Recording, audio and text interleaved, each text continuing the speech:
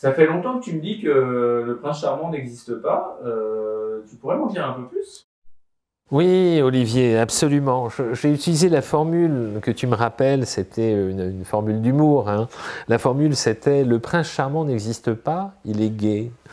Pourquoi? Parce que combien de fois j'ai été confronté à cette mise en situation qui est que on voit chez les hommes, homo en général, beaucoup plus de profils raffinés, délicats, élégants, sensibles, respectueux des autres, soignés, euh, avec une sorte de délicate et quasi parfaite équilibre entre les valeurs masculines où ils sont puissants, forts, beaux, etc.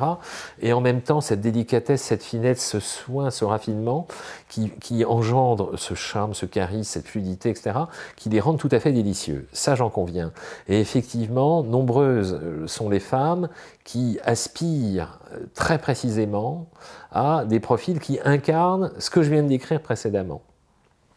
Raffinement, délicatesse, force, tous ces éléments-là, charme, un peu de féminité, beaucoup de finesse, etc., de culture, bref, sont des icônes en fait, et le prince, ils incarnent donc le prince charmant, mais qui est inaccessible, et donc qui garde, qui conserve sa partie idéalisée, c'est-à-dire que si ce sont des hommes qui sont comme ça, en général, ce sont des hommes qui sont en quête permanente, quand ils sont beaux, élégants, raffinés, etc., ils se créent toutes les conditions d'être plutôt des chasseurs, qui sont en quête permanente d'intensité, de relations passionnelles, etc.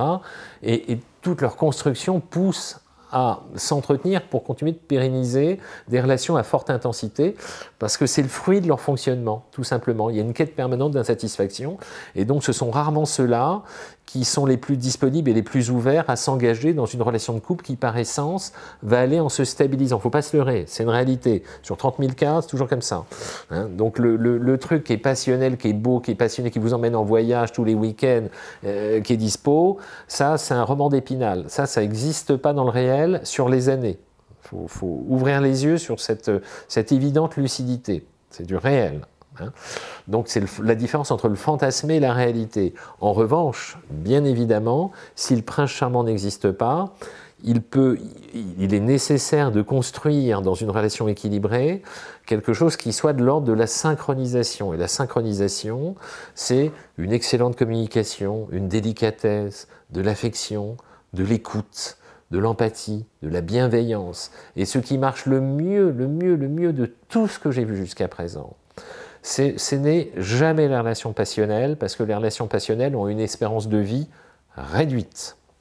On est construit structurellement sur un principe simple, qui est que naturellement, nous sommes des mammifères, on a des pulsions émotionnelles qui sont issues de notre histoire qui a 2-3 millions d'années, pulsions qui nous invitaient à nous reproduire, il fallait qu'on assure la pérennité de l'espèce, donc nous avons encore structurellement des montées hormonales régulières qui nous invitent à nous lancer dans une relation amoureuse avec en toile de fond, on est dans l'inconscient, dans notre cerveau reptilien, ces pulsions-là d'amour profond, de fusion, et puis ça dure un temps, à partir de quelques mois en général, les équilibres hormonaux se restabilisent, les enjeux de la vie réapparaissent, tout ça se stabilise, et bien évidemment, c'est là qu'apparaissent les réajustements nécessaires. J'appelle ça la deuxième phase, hein, après l'élan passionnel, je l'ai appelé la phase de réappropriation de l'espace individuel, c'est-à-dire que réapparaissent sur le tapis toutes les choses qui nous agacent chez l'autre, et qu'on a émis sous le tapis pendant plusieurs mois. Et dans ce cas-là, quand on est arrivé à maturité affective, ben c'est là où on décide de poursuivre l'aventure,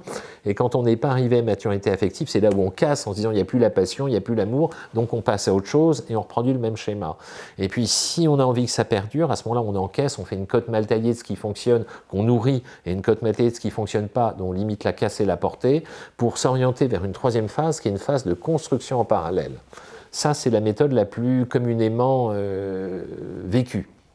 Et puis en parallèle de ça, quand on a encore plus de maturité, on apprend à se confronter, à rencontrer, à croiser des profils avec qui on va dans un premier temps développer une relation d'amitié.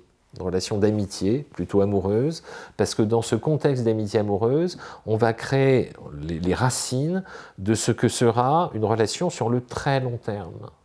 plus on va être ami avec la personne qu'on aime, plus on va pouvoir effectivement avoir des crêtes de temps en temps, d'élan passionnel, mais surtout au quotidien, on va avoir l'écho, on va pouvoir se parler de tout, sans filtre, on sera raconter son histoire, ce qu'on attend, ce qu'on veut pas. On aura pacifié le terrain de manière à éviter les impairs et d'éviter les zones d'usure qui, dans le cas de nombreux couples, sont des zones sur lesquelles on enquisse ce qui ne fonctionne pas, et cette accumulation de choses qui agacent finit souvent par créer des schismes.